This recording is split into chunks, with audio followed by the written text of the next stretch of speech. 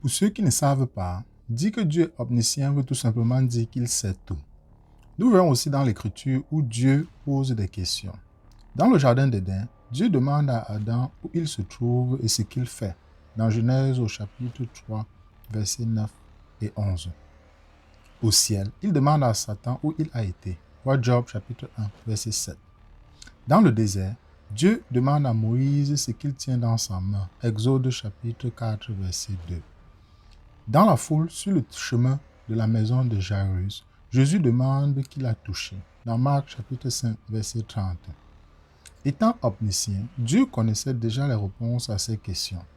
Il connaît les secrets du cœur. Voir Psaume chapitre 44, verset 21. Alors, pourquoi demande-t-il? Bonjour à tous, bienvenue sur Histoire et Religion. Aujourd'hui, nous allons essayer de répondre à la question, à savoir pourquoi Dieu pose-t-il des questions s'il est omniscient. Si c'est la première fois que vous découvrez la chaîne, je vous invite à vous abonner, à partager, afin de sensibiliser le plus de personnes. On se retrouve juste après le générique pour en discuter.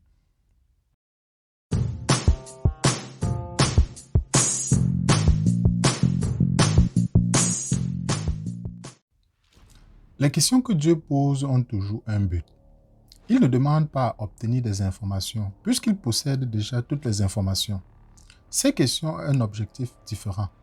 Et cet objectif varie en fonction du contexte de la question et des besoins de celui à qui la question est adressée. Après qu'Adam et Ève aient mangé le fruit défendu et se soient cachés de Dieu, Dieu a crié « Où es-tu » Genèse chapitre 3, verset 9. Bien sûr, Dieu connaissait l'emplacement physique d'Adam. Ce n'était pas le but de la question. La question était conçue pour faire sortir Adam de sa cachette. Dieu aurait pu approcher sa création pécheresse dans la colère, avec des mots durs de condamnation et un jugement instantané. Mais il ne l'a pas fait. Au lieu de cela, Dieu a approché Adam avec une question et a ainsi montré sa grâce, sa douceur et son désir de réconciliation. Lorsqu'il enseigne l'arithmétique de base à un jeune élève, un enseignant peut demander « Qu'est-ce que 2 plus 2 ?» L'enseignant ne se pose pas cette question parce qu'il ne connaît pas la réponse, mais parce qu'il veut concentrer la réflexion de l'élève sur le problème en question. Quand Dieu a demandé à Adam « Où es-tu ?»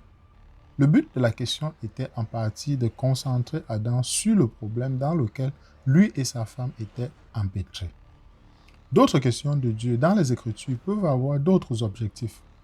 Dans Job chapitre 38 à 41, Dieu interroge Job sans relâche sur tout.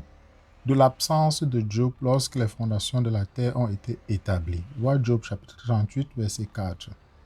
À l'incapacité de Job à pêcher des monstres marins. Job 41, verset 1. Ici, il est évident que Dieu utilise les questions comme un outil pédagogique pour souligner son propre pouvoir et sa souveraineté. La question répétée de Dieu à Jonas. Est-il juste que tu sois en colère?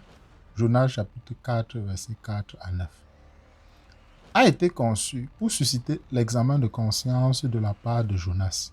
La question de Dieu à Élie. Que fais-tu ici? Voir 1 Roi chapitre 19, verset 9. Est à souligner comment Élie s'écartait du dessein de Dieu pour lui. La question de Dieu en présence d'Ésaïe. Qui enverrai-je? Et qui ira pour nous? Ésaïe chapitre 6, verset 8. A eu pour un effet d'inciter le prophète à se porter volontaire. Pendant le ministère de Jésus sur terre, il a souvent posé des questions.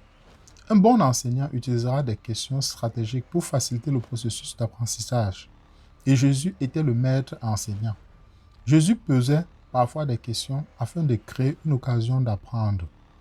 Qui dit-on que je suis? Marc chapitre 8, verset 27. Ou pour attirer l'attention de ses auditeurs sur quelque chose d'important. Qu'est-ce qui est écrit dans la loi? Comment le lis-tu? Luc chapitre 10, verset 26. Ou pour inciter à l'introspection. Voulez-vous aller mieux? Jean 5, verset 6. Ou pour approfondir la réflexion. Quel est le sens de ce qui est écrit? La pierre que les bâtisseurs ont rejetée est devenue la pierre angulaire. Luc chapitre 20, verset 17. Ou pour mettre en lumière la foi. qui m'a touché dans Luc chapitre 8, verset 45. Ou pour mettre en place une grande révélation. Pourquoi pleures-tu? Qu'est-ce que tu cherches? Jean chapitre 20, verset 15. Dieu est un Père qui utilise le langage pour enseigner dans le contexte de la relation. C'est un enseignant qui utilise des questions pour impliquer ses élèves, les forcer à réfléchir et les orienter vers la vérité. Quand il pose une question, ce n'est pas parce qu'il ne connaît pas la réponse, mais parce qu'il veut que nous la sachions. Eh bien, nous arrivons au terme de cette vidéo. J'espère que vous avez apprécié. Abonnez-vous si ce n'est pas encore le cas. On se retrouve très rapidement pour une prochaine capsule.